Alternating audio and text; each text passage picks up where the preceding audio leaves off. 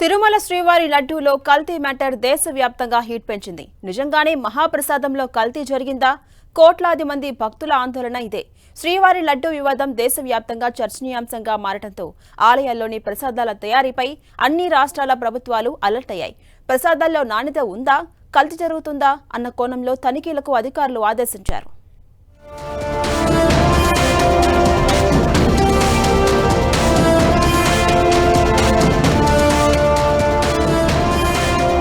తిరుపతి లడ్డూ వివాదం ఎఫెక్ట్ ఇతర ఆలయాలపై పడింది.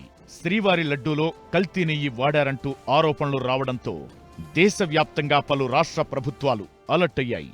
రాష్ట్రంలోని ప్రతి ఆలయంలో పంపిణీ చేసే ప్రసాదం, వెలిగించే దీపాలు, దేవాలయాలకు అనుబంధంగా నిర్వహించే సత్రాలు, ఆధ్యాత్మిక కార్యక్రమాల్లోనూ నందిని ఉత్పత్తులను వాడాలని కర్ణాటక దేవాదాయ శాఖ ఆదేశించింది. కర్ణాటకలో గ్రేడుల వారీగా 1,80,000 దేవాలయాలున్నాయి. ఇందులో 35,500 దేవాలయాలు దేవాదాయ శాఖ పరిధిలోకి వస్తాయి. ఇకపై వీటిలో పంపిణీ చేసే ప్రసాదాల తయారీకి వినియోగించే నెయ్యి, ఇతర ముడి పదార్థాల నాణ్యత పరీక్షలు తప్పనిసరి కానున్నాయి.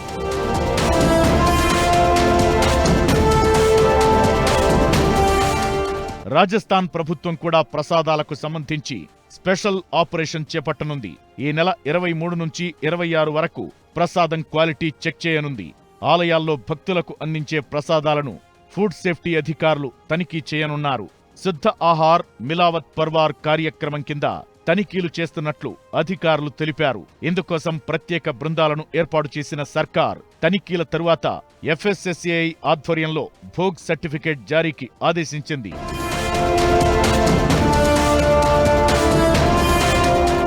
టీటీడీ ఇచ్చిన సమాచారంతో తమిళనాడు పొల్యూషన్ కంట్రోల్ బోర్డు అధికారులు ఏఆర్ డైరీ ఫుడ్స్ కంపెనీలపై సోదాలు చేశారు.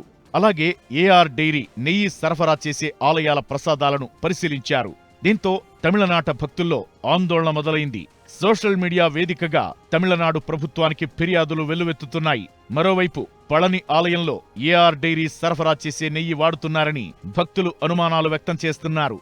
అయితే పళని ఆలయానికి ఆవిన్ సంస్థ నెయ్యి సరఫరా చేస్తోందని తమిళనాడు ప్రభుత్వం క్లారిటీ ఇచ్చింది.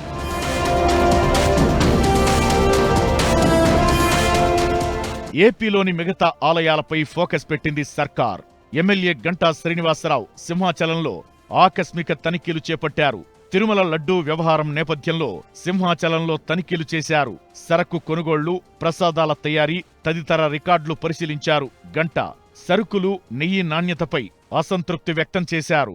సింహాచలం దేవస్థానానికి సంబంధించి స్వామివారి దర్శనం చేసుకుని ఆయన ఆశీస్సులు తీసుకుని సంతోషంగా వెళ్లాల్సిన సమయంలో ఈ స్టోర్ రూము, అలాగే సప్లైస్, అలాగే ఇందులో ప్రసాదాలకి లేకపోతే మిగతా వాటికి వాడే మెటీరియల్, వాటి వివరాలు, క్వాంటిటీలు, క్వాలిటీస్ ఇవన్నీ కూడా చెక్ చేసి ఇవన్నీ కూడా చూడాల్సిన పరిస్థితి రావడం చాలా దురదృష్టకరం. మనం కలియుగ దైవంగా భావించే తిరుపతి శ్రీ వెంకటేశ్వర స్వామి సన్నిధిలో అక్కడ వాడే ఈ నెయ్యి లాంటి వస్తువులు కల్తీకి గురయ్యాయి.